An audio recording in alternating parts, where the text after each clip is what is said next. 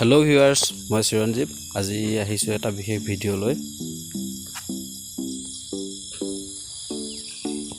আজি আমি আলোচনা কৰিম আমাৰ ছাগলী ফাৰ্মখন কেনেকৈ আমি গঠন কৰিছিলোঁ আৰু আজি কি ষ্টেজত পালোহি সেইখিনিৰ বিষয়ে দেখুৱাম। দেখা পাইছে এইটো ফ্ৰণ্টত আমাৰ বিটেলৰ বিডাৰটো আছে। ইয়াৰ বয়স 4 মাহ। আজি আমি বাঁহে এনেকৈ ওপৰত ডাইকে লগাই সৌৰাডাল লগাই দিছোঁ যাতে ছাগলীখিনি খাবলৈ সুবিধা হয়। তলত কঠাৰ কুণ্ডা এটা আছে, তাতে ভৰি থৈ পেলাই সিহঁতি খাব পাৰিব। বাকী ধুনীয়াকৈ এৰিয়াটো নেট দি বেৰা আছে। কিছুমান ছাগলী গাভিনী আছে কাৰণে খোচা মেলা কৰে কাৰণে অকণমান ছেপাৰেটকৈ ৰাখিব লগা হৈছে, কিছুমান এৰি ৰাখিবলগীয়া হৈছে, নহ'লে খুচিলে পেটত দুখ পাব বা বাচ্ছাটোৰ প্ৰব্লেম হোৱাৰ চান্স থাকে। প্ৰথমতে আমি 8জনী ছাগলী আৰম্ভ কৰিছিলোঁ ফাৰ্মখন। লাহে লাহে আমাৰ 25জনীমান হৈছেগৈ, টোটেল 25টামান ছাগলী, আৰু আমি আগবঢ়াই নিম। আমাৰ ইয়াত 4 বিধৰ ছাগলী আছে। ব্লেক বেংগল আছে ব্ৰিডাৰটো, বিটেল আছে, আছাম হিলগট আছে, আৰু লগত আছে আমাৰ চিৰহী।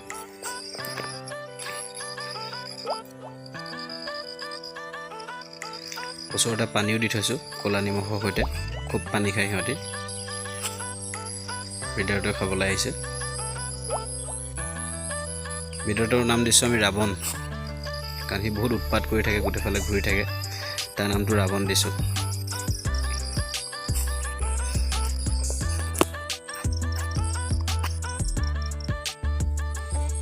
খুব ধুনীয়াকৈ খাই আছে, আপোনালোকে দেখা পাইছে চাগে।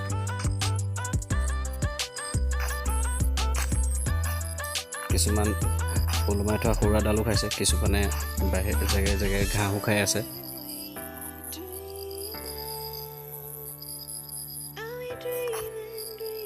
ছাগলী ফাৰ্মৰ কাৰণে চাফ চিকুণকৈ ৰাখিব। চাফ চিকুণকৈ ৰাখিলে ছাগলীয়ে খুব ভাল পায় আৰু বেমাৰ আজাৰৰ পৰাও প্ৰতিকাৰ পায়। তো আমি গোটেইখিনি চাফা কৰি ৰাখোঁ, জংঘলবিলাক কাটি মেলি ধুনীয়াকৈ। আৰু সদায় আবেলি আমি হয় সৌৰা গছ, নহয় কঁঠাল পাত, নহয় গমাৰি পাত, আমি যিকোনো ছাগলীয়ে খোৱা পাত আমি সিহঁতক যোগান ধৰোঁ। স্ক্ৰীণত দেখা পাইছে এজনী আমাৰ বিটেল চেউৰী, 4 মাহ 5 মাহৰ বয়স হৈছে।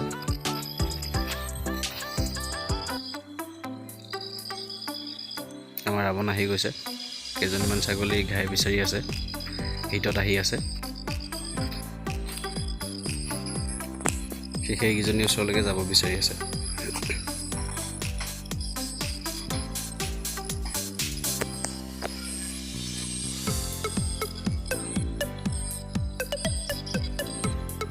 তিনি 4জন আমাৰ হিটত আহি আছে, মিটিং কৰিব বিচাৰি আছে। মিটিং কৰোঁতে যদি পজিশ্যনটো অলপ প্ৰব্লেম হয় তেতিয়া আমি ধৰি মেলি হ'লেও মিটিং কৰাওঁ। আপোনালোকেও তেনেকৈ কৰিব, সেইটো নজৰ দিব মিটিং কৰোঁতে।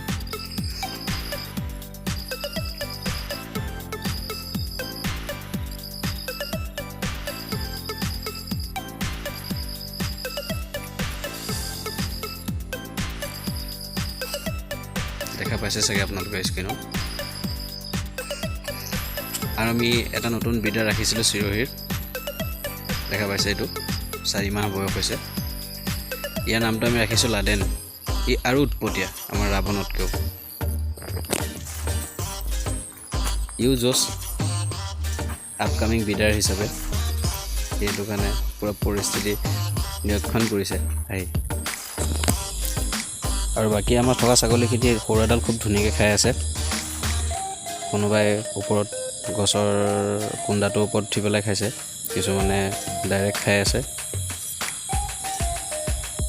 যাতে পাতবোৰ লেতেৰা নহয় তলত, তাৰ কাৰণে আমি ওপৰত দিছোঁ। আৰু পাতবিলাক লুটিয়াই দিম, খাই শেষ হোৱাৰ পিছত সিটো ছাইডলৈ আকৌ উভতাই দিম। আপোনালোকেও তেনেকৈ দিব পাৰিব। এই ভিডিঅ'টোৰ জৰিয়তে আমাৰ ফাৰ্মখন আপোনালোকক দেখুৱালোঁ। যদি ফাৰ্মখন ভাল লাগিছে তেতিয়াহ'লে ভিডিঅ'টোত কমেণ্ট কৰিব আৰু লগতে চেনেলটো ছাবস্ক্ৰাইব কৰিবলৈ নাপাহৰিব। ধন্যবাদ।